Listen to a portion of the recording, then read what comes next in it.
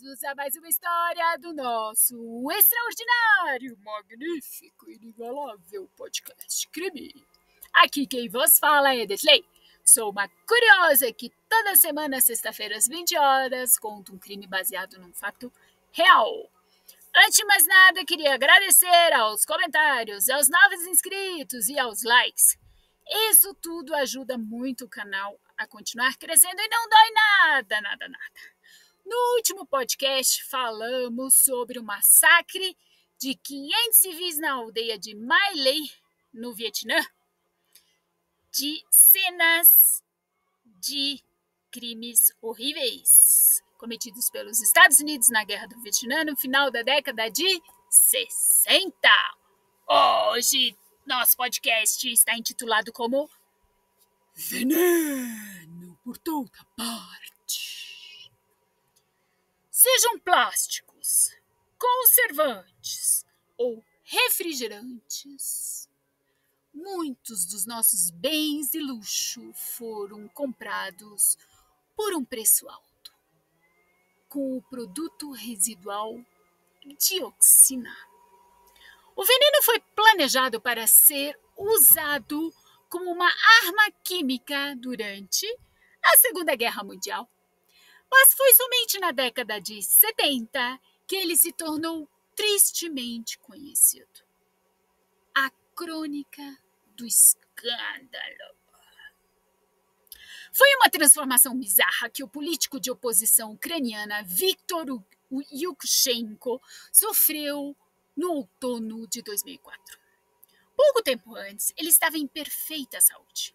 Mas, de uma noite para outra, foi acometido de uma doença misteriosa. Ela parecia que estava corroendo seu corpo por dentro. O político sofria de inflamação de estômago. No intestino delgado e no pâncreas, seu fígado estava inchado e o nervo facial estava paralisado. Retratos perturbadores do candidato à presidência da Ucrânia, que deram a volta ao mundo na época, testemunharam a devastação do corpo, da doença em seu corpo. Seu rosto era uma máscara inchada, cheia de crateras profundas. Sua pele era dura e grossa como couro. Em alguns lugares descolorida de um azul, sujo, roxo. Durante semanas, os médicos e o público ficaram intrigados com os motivos da doença súbita de Yushchenko. Em 11 de dezembro, finalmente foi confirmado. O político havia sido envenenado com dioxina. A substância, que é altamente tóxica em muitos compostos, teve uma existência sombria durante décadas. Quase ninguém estava ciente dos perigos que ela representava. Até julho de 1976, quando imagens chocantes deram a volta ao mundo. Elas mostravam crianças com os rostos desfigurados. Elas estavam sofrendo de cloracne, a mesma erupção cutânea que marcaria Yushchenko quase 30 anos depois. Na pequena cidade italiana de Meda, uma explosão no local da fábrica de produtos químicos Ichmesa liberou cerca de 2 quilos de uma dioxina com o nome complicado de 2,378-tetraclorodibenzodioxina, ou, mais fácil, TCDD.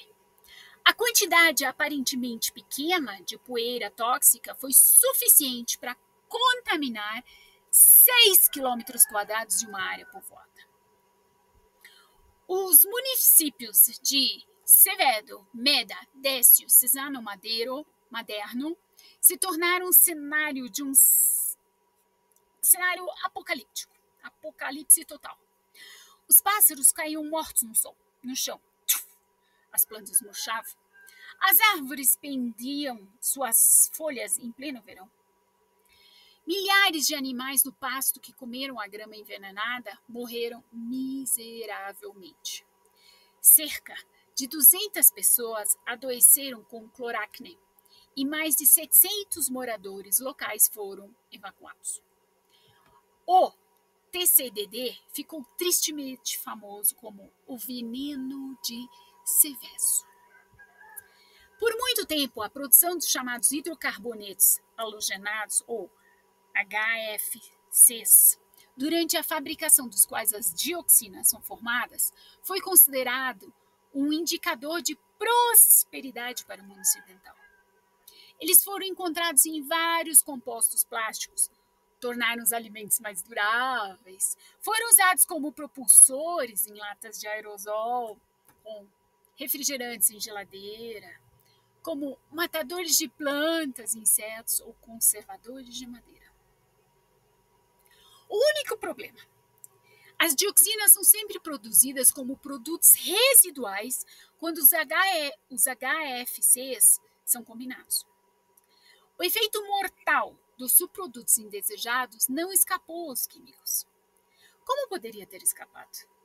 Os salvadores da indústria do pós-guerra tiveram suas origens nas cozinhas de veneno das Forças Armadas dos Estados Unidos. Em Fort Detritt, no estado de Maryland, os químicos estavam pesquisando uma substância que desfolharia as árvores e destruiria alimentos básicos como batata, arroz, trigo. Quem conhece um pouco de história já sabe. Após cerca de 1.100 compostos terem sido testados, 2 novas armas químicas entravam em produção pouco antes do final da Segunda Guerra Mundial. Os herbicidas LN8 e LN14 continham dioxinas como subproduto de produção. Em meados de 1945, depois que a Alemanha já havia se rendido, o cargueiro dos Estados Unidos partiu para o Japão, com veneno suficiente a bordo para destruir 30% da colheita de arroz do país.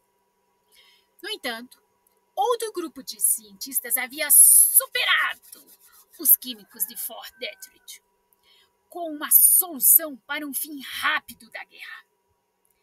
Quando as bombas atômicas explodiram sobre Hiroshima e Nagasaki em agosto de 1945, o navio se afastou.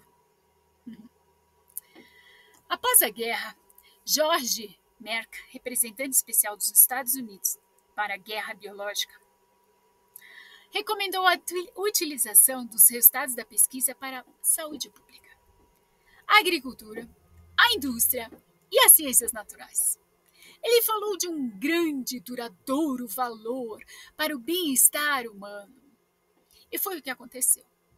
Mas foi somente após o acidente de Seveso que a atenção do público foi atraída para o preço que estava pagando por sua prosperidade. Os cientistas estimaram que a dose letal para humanos é de 1/1000 de grama por quilo de peso corporal.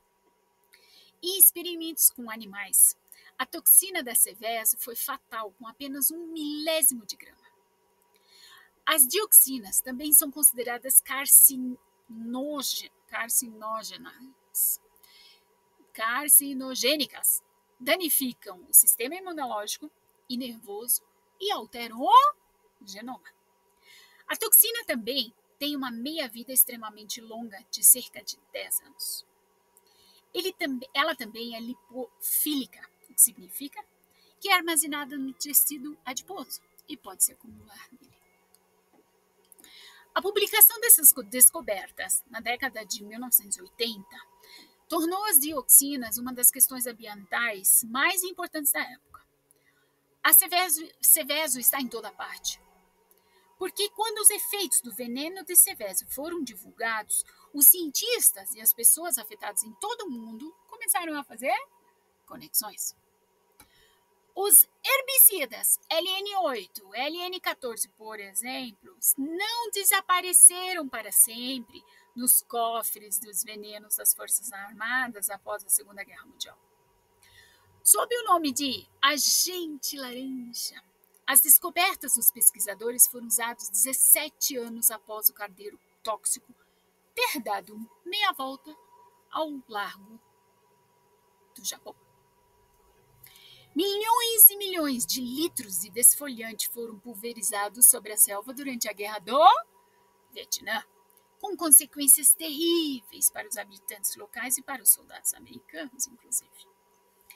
De acordo com a reportagem de um jornal alemão de 1991, apesar dos avisos do Departamento Científico do Pentágono, as coletivas de imprensa continuaram a afirmar que o herbicida apelidado de agente laranja não era mais tóxico do que a aspirina.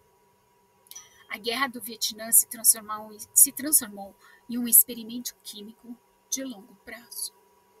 Até hoje, a taxa de câncer nas partes do Vietnã bombardeadas com o agente laranja é muitas vezes maior do que a média. E as crianças ainda nascem com grandes deformidades nas áreas contaminadas. Nos Estados Unidos, cerca de 200 mil veteranos da Guerra do Vietnã sofrem com os efeitos do longo prazo do envenenamento por dioxina. E as descobertas da Seveso continuam a se espalhar. Nos Estados Unidos, o bairro de Love Canal, em Niagara Falls, Nova York, foi declarado área de desastre em 1978. Entre 1920 e 1952, a vala de um projeto de construção de canal fracassado serviu como local de descarte para resíduos para o florescente setor químico.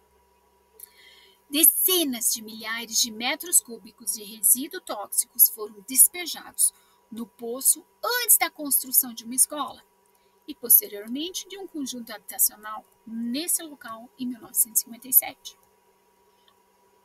Foi somente depois da Seveso que o governo percebeu que o local estava altamente contaminado com dioxina.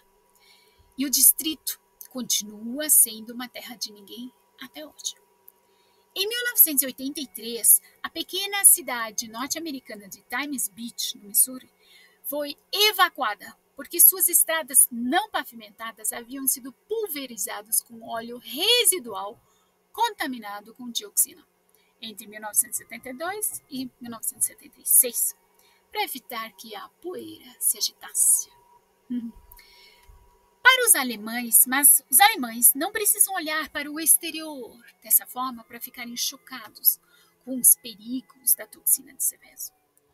Eles tinham os escândalos da dioxina bem na porta de casa. Em 1984, por exemplo, descobriu-se que um acidente químico da BASF, em Ludwigshafen, em 1953, no qual um trabalhador morreu, foi causado pelo vazamento de uma dioxina de um container pressurizado. Descobriu-se também que a sílica vermelha, usada em muitos lugares como superfície para campos esportivos e playgrounds, estava contaminada com dioxina. No entanto, o escândalo envolvendo a fábrica de produtos químicos Boehringer, em Hamburgo, Billbrook, causou um impacto muito maior. Os trabalhadores dessa fábrica foram expostos à dioxina produzida durante a fabricação de pesticidas por décadas. Em vez de medidas de proteção adequadas, os funcionários da Boehringer recebiam palavras calmantes e 2 aspirinas por turno para as dores de cabeça que ocorriam diariamente durante o trabalho na fábrica. A taxa de mortalidade por câncer entre os trabalhadores era 25% maior do que a média na Alemanha, e a taxa de suicídio era 62% maior. Além do câncer, muitos funcionários da Boehringer sofriam de danos no fígado, bronquite, encolhimento do cérebro, doenças intestinais crônicas e depressão. Em 1984, a fábrica foi fechada, definitivamente descartada, tijolo por tijolo, como lixo tóxico. Mas o pesadelo estava longe de terminar. No início da década de 90, os moradores de Billbrook ainda eram atormentados pelas consequências da contaminação por dioxina. Em setembro de 1990, um mestre pintor reclamou das dores de cabeça constantes, queda de cabelo e dores de estômago. Os gansos que o criador de aves por hobby mantinha tiveram que ser descartados como lixo tóxico depois de serem testados para a dioxina. A dioxina ainda está em toda parte hoje em dia. É um produto residual de muitos processos químicos, incineração de resíduos, reciclagem, geração de energia a partir de usinas movidas a carvão. No entanto, a conscientização sobre os perigos foi ampliada. As fábricas de produtos químicos e as instalações de descarte de resíduos são equipadas com sistemas de filtragem altamente eficientes. A quantidade de veneno é reduzida muitas vezes quando ele é descartado em incineradores a uma temperatura de 1.200 graus. No entanto, dificilmente passa um ano sem que os escândalos da dioxina causem alarme público. Entretanto, esses escândalos não chegam nem perto da escala do desastre de Seveso.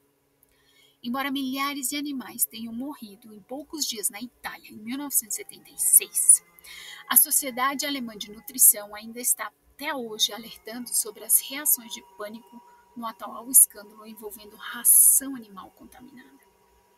Para um adulto saudável, o consumo diário de um ovo contaminado com dioxina não representa nenhum risco à saúde. Nota: o texto que acabei de contar afirmou que foi descoberto no início da década de 80 que a Boehringer havia produzido os produtos químicos para a fabricação do agente laranja durante a Guerra do Vietnã. Isso, depois de muitas pesquisas, não consegui comprovar. A Boehringer Ingelheim deixou claro que nunca produziu o agente laranja e contribuiu para a sua produção por meio de precursores e matérias-primas.